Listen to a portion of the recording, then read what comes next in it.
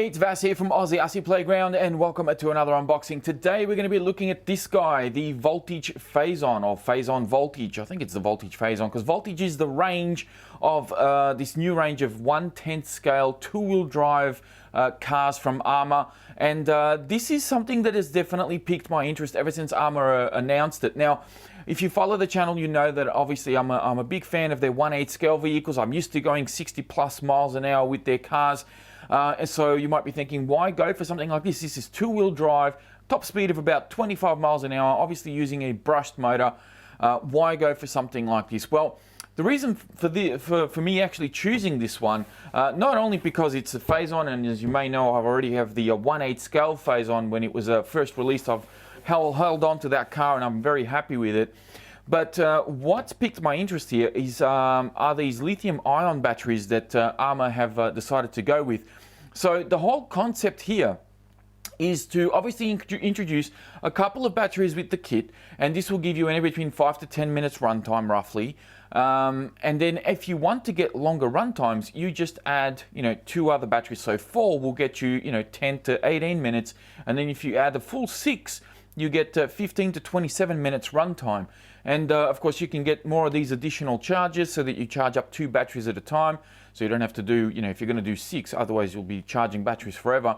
And then the other cool thing is that they have this removable tray which allows you to put in your either a nickel metal battery or a LiPo battery. So the ESC for this not only runs these lithium ion packs, but it also runs nickel metal and has a low voltage cutoff for your LiPos as well.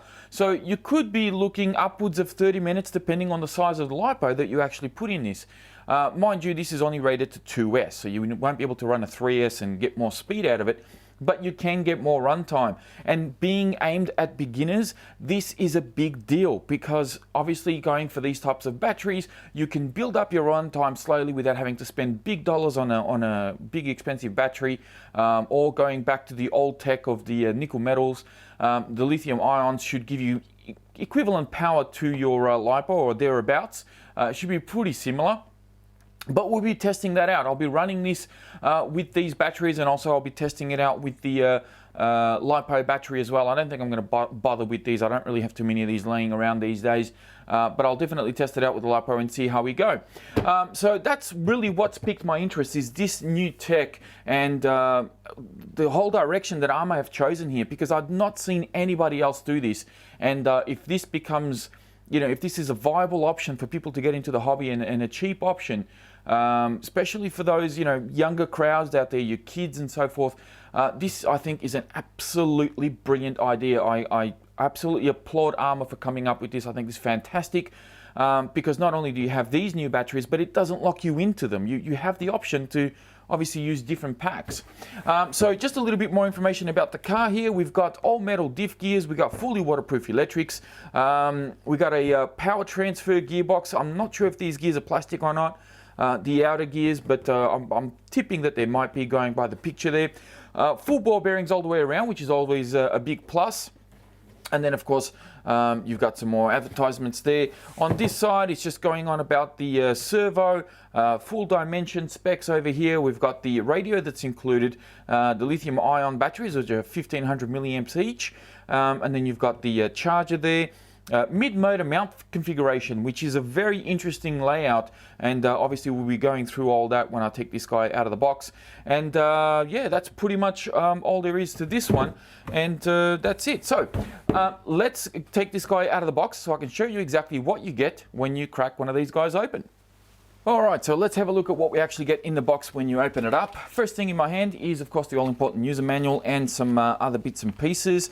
On the back of the manual there is a little yellow sheet that talks about pairing up the batteries and sort of maintaining them, and what to do and what not to do when you're actually adding additional batteries to the car, so as not to mix and match old ones with new ones, recharged ones with non-recharged ones, all of that type of thing. So very important that you read through this to get a good understanding of how to actually power up the vehicle correctly so that you don't damage your batteries. This is talking about pairing up batteries, which is something that I've covered off in the past in one of my RC hot tip videos, and I'll actually put a link in the video description for you to have a look at as well, if you want to know a little bit more information regarding that.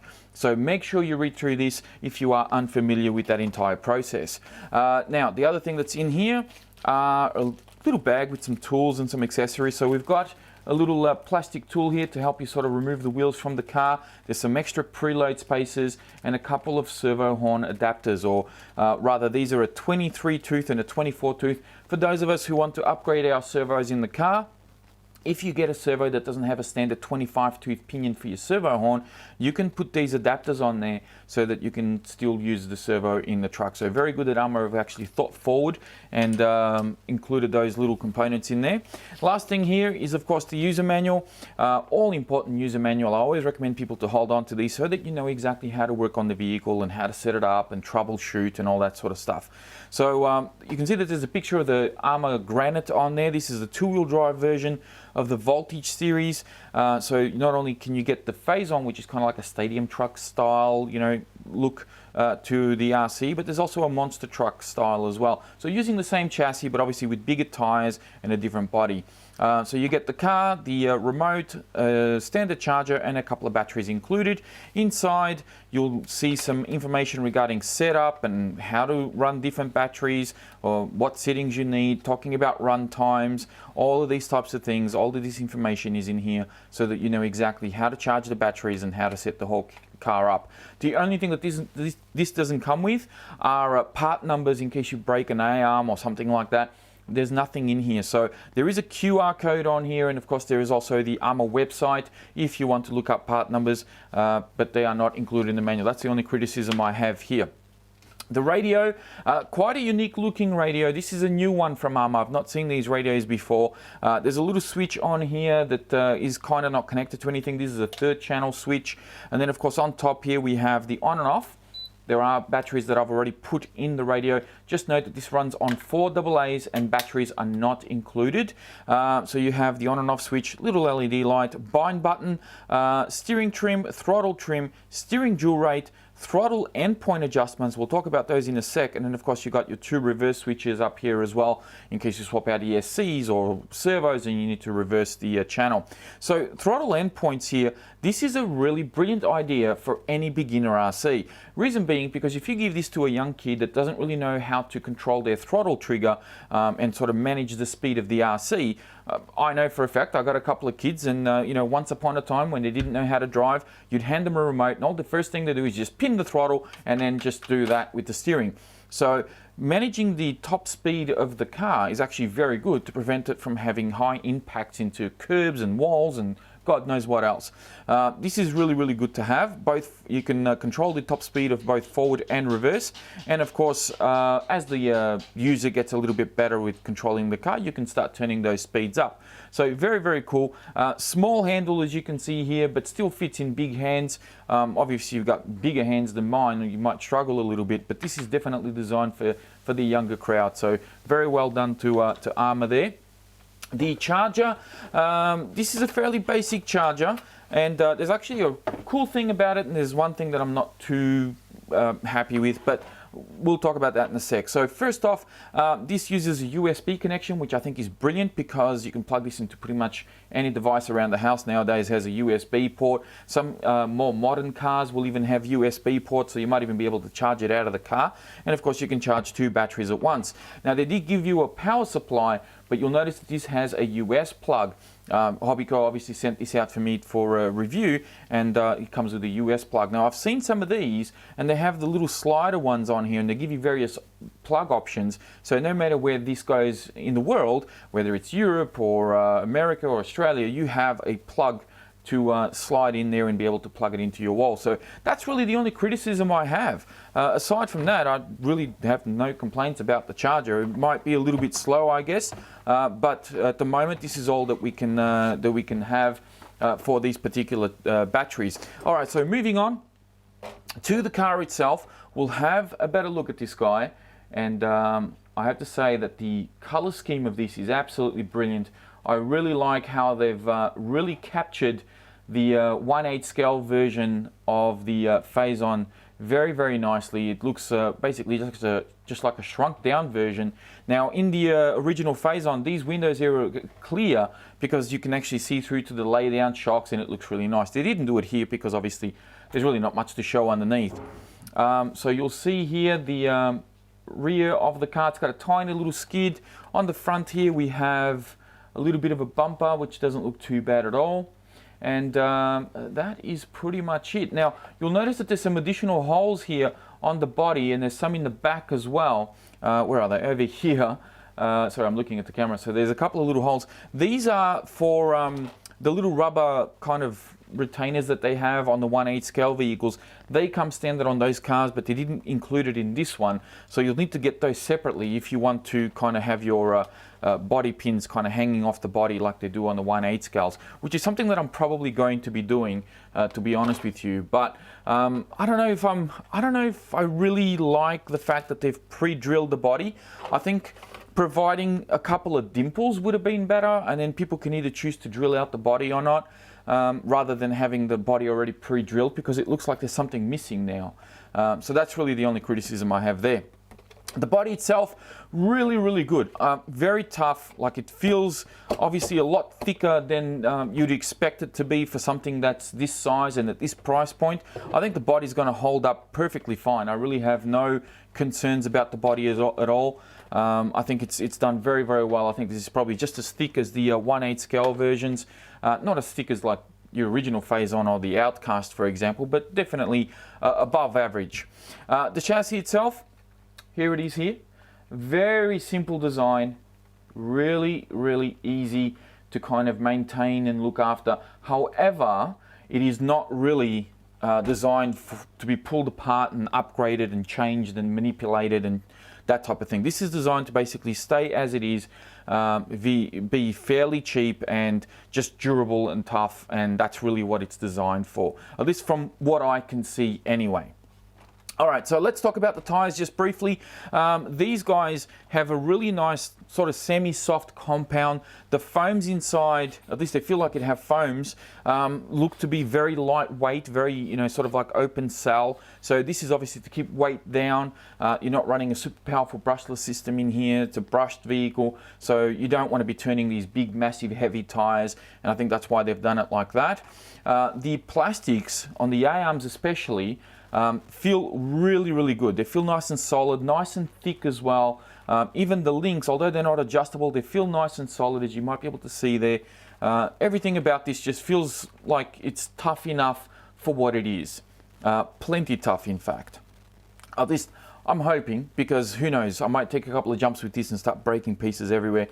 But so far, ARRMA have, you know, they've stood up to a lot of my punishment. I really don't see this as being too much of an issue. The body posts look to be non-adjustable. They have these little pins on here, but I originally thought these were screws and you can actually adjust the body posts, but it doesn't look like it. I don't know if you can push them out or what the story is here, but it doesn't look like these are adjustable at all. Same story goes for the rear. The shocks don't have any adjustments on the A-arms, and neither do they have any on the shock towers. Again, that goes for the front and rear. However, the suspension on this actually feels quite nice. So it doesn't feel too bad at all. Probably slightly under-dampened. That's really the only criticism I might have here, but it's a very lightweight vehicle, and of course at the moment it only has 2 batteries in here, so when you actually load it up, it might sink down a little bit more, it might actually feel a little bit nicer. But overall, the shocks look nice and strong. You know, they don't look too flimsy. I think the original ARRMA two-wheel drive vehicles had smaller shocks than this, so this is definitely a step up. As long as, you know, you're not snapping shock shafts or anything like that and the shock caps don't pop off, we should be fine. Let's hope that that is in fact the case. So no adjustable slipper clutch here on the gears, on the gear cover, but there are 2 screws that removes the gear cover very easily, and you can adjust you know, your gear mesh, maybe change out pinions, all that type of thing.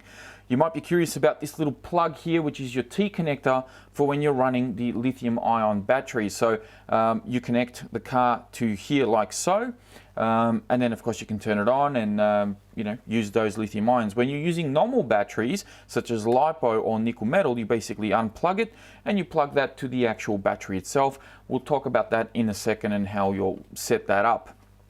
Now, up the front here, we have your steering servo. Now, you might notice that this actually has 5 wires, this servo. It's quite unique. I can't remember, somebody told me why it has 5 wires, but I can't remember why that is. Unfortunately, I'm a little bit unfamiliar with this setup, but you'll notice that, of course, the ESC is a 2-in-1 ESC, so it's a receiver and a speed controller, and this does quite it's basically the entire brains of the RC. And you might be fooled to think, well, now, since they're running this unique plug, I won't be able to upgrade my servo if I want to change into a torquier servo or a faster servo, whatever. Well, you'd actually be wrong, because the stock servo plugs into this side, but your optional servo will actually plug into this side. So if you pull this out just very quickly, there's actually a standard Futaba plug in there for you to plug your additional servo. And they've even given you some clips here so that you can, do your wire management on this side as well. So I'll quickly plug this guy back in and cover it up so that it doesn't get any debris in there. And there we go. So they've actually thought of that as well. In here, there's this little plug, this little black plug, which is like what they call a jumper. And there are 3 settings. So you've got your lithium, you've got your nickel metal hydrate on the far left, lithium ion in the middle, and LiPo in the far right. So all you have to do to make sure that the ESC is doing the right job, you unplug this guy, plug it into the right battery chemistry that you're using. So in this case, I've plugged it into the LiPo. So if I'm going to use LiPo batteries, I'll put it in there, and away you go. You're set and ready to rock and roll. So I'll unplug that, put it back in the middle, because we're going to be using the stock batteries when I first run this guy. And that is pretty much it. Now, on this side, we've got the doors, the door rather, to get access to your battery. So you got these little tabs, you basically just push them down and pull the door open. Pretty easy. And you'll notice that they've even written the polarity for all your batteries along the side there, so you don't get them mixed up, because it's very important that you get the polarity right. And then of course you've got our 2 batteries hiding in here. Now, talking about these very briefly, lithium ion, 1500 milliamp, 3.7 volts, right? And these are an 18650 battery. Now, you might be wondering, what on earth are these batteries? They look like AA's. Well, believe it or not, these are the same types of batteries that Tesla use to power their cars. But of course, instead of using 2 or 4 or 6, they probably have 2 or 4 or 6,000 of them in their cars. But essentially, it's the same type of battery. Now, 2 of them, as I said, you get about 5 to 9 minutes. 4, you get close to 20 minutes, depending on how you run, and then 6, you get about half an hour. So 2 of these gives you about, 8 to 10 minutes runtime. You put them all together, and hey presto, you get really long run times. So that's the idea behind those. Now, in case you're wondering how big these are compared to, say, your AA batteries and so forth, I've actually got a couple of batteries here to give you a bit of a look. So there's a standard AA, that's it there. And then we've also got a AAA battery, and that is how big they are. So that gives you an idea of the size of these batteries. They're not AA's. They're definitely not a toy grade type of battery. This is a pretty cool concept. I really like it, and I really like to see other companies take this up, because it would definitely change the face of the hobby for those of us who are a little bit of a novice and don't want to invest big dollars on LiPo batteries. Speaking of which, how do you put a LiPo battery in there when you've got this compartment with all these little holes and everything in there for your standard batteries? Well, this guy just simply slides out. There's no clips or anything for you to unclip. You just basically give it a bit of a firm pull, and out she comes, and there it is there. That's the tray that holds all the batteries. And you can see that this is empty through the middle here, and that is specifically designed to, of course, house your LiPo batteries. There we go, standard LiPo pack. Slide this guy in, and away you go. You're running a LiPo. Now, if you've got cables like this coming out through the front of your packs, it's going to be a little bit of a tight squeeze, I will admit. It's a little bit of a tight squeeze, but it will fit. I have fitted this in there before. So those batteries are fine. Batteries that have cables coming up from the top like this will also be okay. You'll just need to sort of squish them down a little bit, but they will go in. The only batteries that really won't work in here are these types that have the bullet connectors going on top. Because of course, once you slide this in, there's really no way of you connecting the battery from the top. So that's the only type of battery that won't work in here. Maybe in a future release, ARRMA, if you're listening, you might be able to accommodate maybe some holes here for you to put these types of batteries in as well. That's really the only thing that won't work. Ideally, you want batteries similar to these that have the cables kind of coming up from the side, so that it makes it, you know, really nice and easy for you to slide this in and be able to power it up. Now, in fairness, I'll just explain this quickly. This is a 3S LiPo. This does not work on 3S, so don't go plugging in 11.1 volts. I'm only using this battery as an example of the cables and how it all works. Hopefully that makes a bit of sense. So I think I've pretty much covered everything about this, this car so far.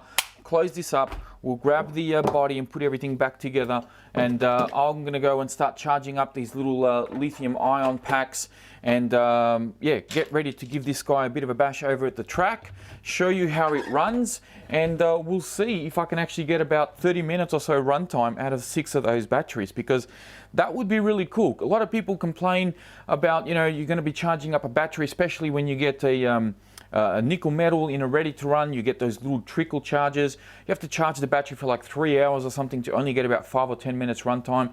Well, how about, you know, you get about 30 minutes runtime? I mean, that's not bad. And if these charge fairly quickly, given that they're only 1500 milliamps, if they charge fairly quickly, that won't be too bad at all, considering you're charging 2 of them at the same time. So we'll see how this works out. Obviously, I'll be following this up later on down the line with the review and giving my overall thoughts. But on first impressions, I have to say I really like the entire design of this. I like the features on the remote, although the design of the remote and everything, you know, that's subject to opinion. I like the tires. Love the body, especially the color scheme and everything, and how thick it actually is. I think that's fantastic. But the thing that's impressed me the most about this entire package are definitely the batteries and the way that this whole thing works. I think it's fantastic for beginners. It's keeping costs down and allowing more people to get into this great hobby. And I think that's a positive on all accounts. All right, that's it from me, guys. Thank you very much for watching. Please be sure to check out the video description down below. I'll have links to the ARRMA website where you can get some more technical information about the car. Also links to my social media pages so you can stay a bit ahead of what goes on here on YouTube. So that includes Facebook, Instagram, and of course Patreon, of course, if you want to jump on board and support the channel. And that is it from me. Thank you again for watching, and I will speak to you next time.